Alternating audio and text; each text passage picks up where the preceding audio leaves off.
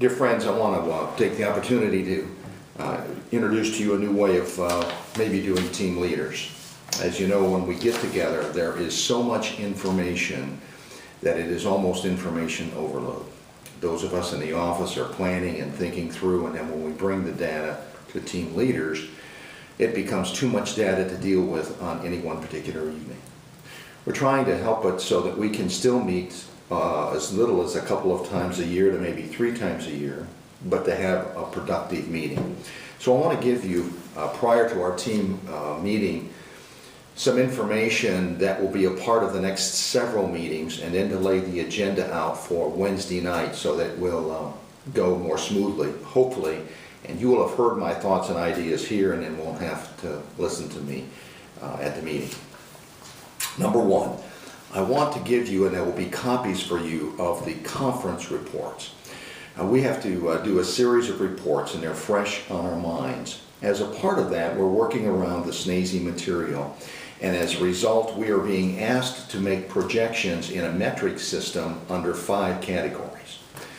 Emily, this next year, will be giving the district, will be giving to the conference via email, via the metric, what's the item I'm looking for? The website. The website. Thanks. We will be posting every Monday morning metric data that took place on that Sunday. That's a piece that the conference is asking us to do. However you feel about the metrics, they do, for us, represent people.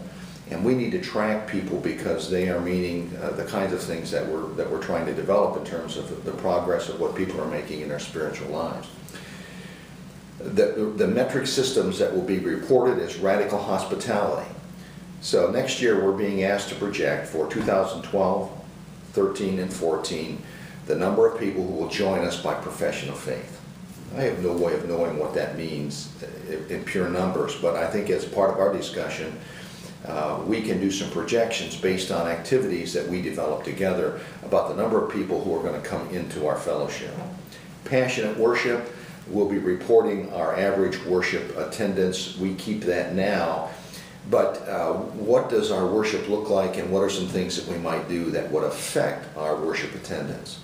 Risk-taking mission and service, the number of people that the congregation engages in local, national, and international mission and outreach and service.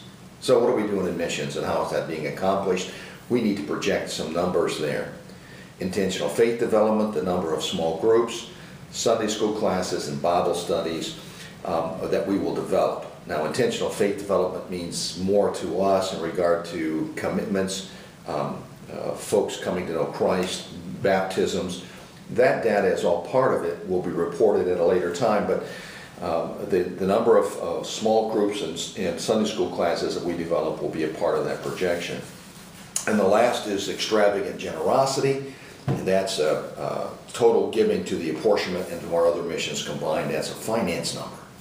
And we projected the data with the help of myself and the PPR and the staff here for the next 3 years. That's sort of a fixed number. But I want to take those numbers and look at them with your help to see about how we are going to make those numbers be a reality. What are we going to do that intentionally helps us to do those 5 categories? That's the first thing. You'll be given copies again of the reports, and that'll be a part of a meeting in the future. The second thing that I want to talk to you about is using the SNAZY book. We're using his material in a number of ways, and we understand those 5 categories and how we're going to try to develop our own sets of leadership skills here. We've been looking at developing our structure around using those 5 categories, which will lead us into understanding and developing our menu of ministry.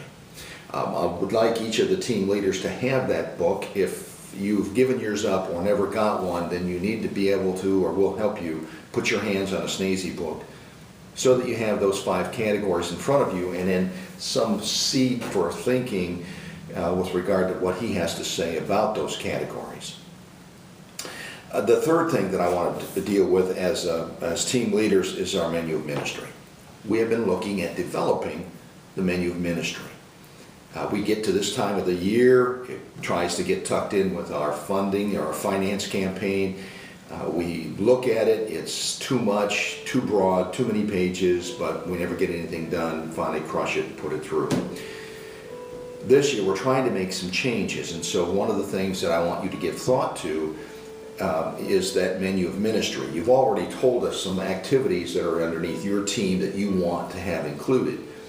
But we're talking about, should it be specific? I will usher at the 11 o'clock service on the third Sunday of the fourth month.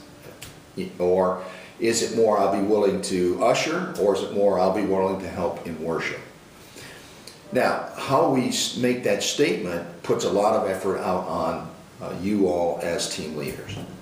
Because if I say I'm going to help in worship, then as the worship leader of team leader, you're going to need to call me and then develop what I really meant by that. I think this is an area where our team leaders need to function more proactively. Drawing people into your areas. Tammy is always in need of help. Mike needs volunteers. And so I know that in the busyness of our schedule, we stay task-oriented and overlook that leadership development that happens as we draw volunteers into our area. When we ask the right questions of team leaders and then release when we ask the right questions of our menu of ministry and release our team leaders, you get better information, and you have your own cards and you have names on them, and you know that this person is good to help during this time, etc., etc. Somewhere in that mix is how we can utilize our menu of ministry and put it together, and we need your input on that, and it will be an area that I want you to give thought to and that we want to give a greater attention to. The fourth area is the responsibility of our team leaders, and that is, again, attempting to pull a group of people together to look at our structure and then looking how you as a team leader fit in the life of that structure. What tasks are really underneath you and what tasks are being left undone or assumed to be somewhere else. So that everything this church does should be interconnected and responsible upward through somebody, so that you as a team leader understand what those are. That structure, we're going to pull a task group together to look at, but we need your input in regard to how that structure fits together. The last thing that I want to lay out here for us is our mentoring. On Thursday evening, you'll be given a letter or an attachment that I've written in regard to mentoring. I think it's terribly important that every new person that comes in here has a mentor that looks after them and watches and cares for them. If you have a mentor, if you have a mentee, if you have a new person and that person's not showing up, or Bonnie tells me, you know, we haven't seen Kelly Lester in a couple of weeks, 3 weeks, we've not seen him, then I know that I'm coming to you to ask you about where Kelly Lester is or what you've done. You help them to grow into that and into their membership here. That data is listed, outlined in the letter that I want to give you, but I want us to take a real serious look at our mentoring. I believe that all of our people ought to be involved in primarily a small group. You need to have a personal prayer partner or mentor, and then you need to be involved in some form of Sunday school or Bible study on top of that. It's a lot to ask. You're going to help folks to grow into that kind of a ministry. Mentoring is the key to making that happen. Now, that's a lot, and that's sort of what's on my mind in this version. On the 17th, when we come together, I want the agenda to be along these lines. Number one, we're just going to have some time of devotion, and then we're going to move into a time of prayer. I want us to have some prayer thought as you come in here. What do we want to be praying for? How do we want to be praying? Prayer concerns and prayers for your group, for the church, and we're going to spend a few minutes in time of prayer. And then the agenda for that about 45 minutes that is left in our hour time is going to be spent on our Wednesday evening program. And so that's the elephant in the room that's facing us, and it affects all of our groups. It affects missions, evangelism, youth, children, discipleship, certainly our food operation. And there are a lot of questions around my belief of what I want to do to develop that Wednesday evening program. I would like to make it a community meal. I would like to make it certainly intergenerational. We have had a meeting with what I call the Mary and Marthas to look at the issues around just the food issues, but other issues were raised up. Is E&U is going to run for a certain length of time and then drop? What will happen with those kids, and are there meals that are needed, and how will that be done? Can we invite some of our adults to come in and be a part of this? Can we invite the community at large to come in and be a part of this?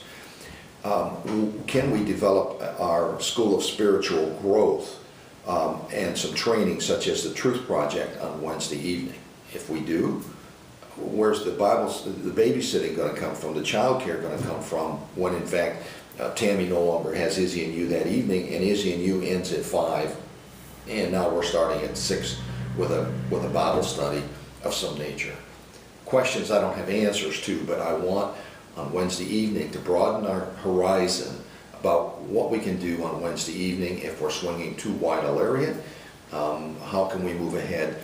That will be the agendas: who, what, where, why, and when in regard to Wednesday evening. As a part of that, on December 5th, I am anticipating taking a group to Newcomerstown Christ. They run a meal, and they do some of this ministry there, and then we're going to be able to talk with their staff. I have talked with Kelly Smith, and she has indicated that MAH00052 Food Bank, she feels we could get food through MAH00052 Food Bank. So there are lots of pieces that would help us to accomplish this task and this goal. It's a major undertaking. As a body of believers here, as a team, you need to have input into it. You need to have your input as to about what this vision or what this goal is all about. And so that will be our agenda for Thursday evening. When we leave here, we'll go into our board meeting. Some of the same topics will be covered only in regard to our year-end reports, and then we'll look at our budget and our nominations. And that's the last piece that I have for you. That will be an agenda for Thursday evening. Most of this data I'm going to try to get to you in written form so that when we have future meetings that you will already have had reviewed it. But where are you as far as a team leader? Are you comfortable in what you're doing and what you're being asked to do? What changes need to happen? Initially, we talked to team leaders and said, you'll serve for 2 years and develop another person, and that would continue to rotate. Well, as most of you know, that's kind of gone by the wayside. Some of you we needed in that leadership position, and others of you felt that there was more that you could do and weren't ready to step down in a 2-year period. Now it's developed that we don't really have a comfortable exit plan, and we're not developing new team leaders. How do we solve that issue, and where are you in the process, and where are you in the structure that we have, and how do we make it and tweak it so that we're able to communicate together? These are the issues that are before us now, and I think that in the year 2012 will be the fodder about which we need to accomplish and move forward. Giving you that data, we'll pick it apart and do what we can do. And by God's grace, we'll continue to move forward in a dynamic way. Thank you for taking the time to view this, and look forward to seeing you on Thursday evening.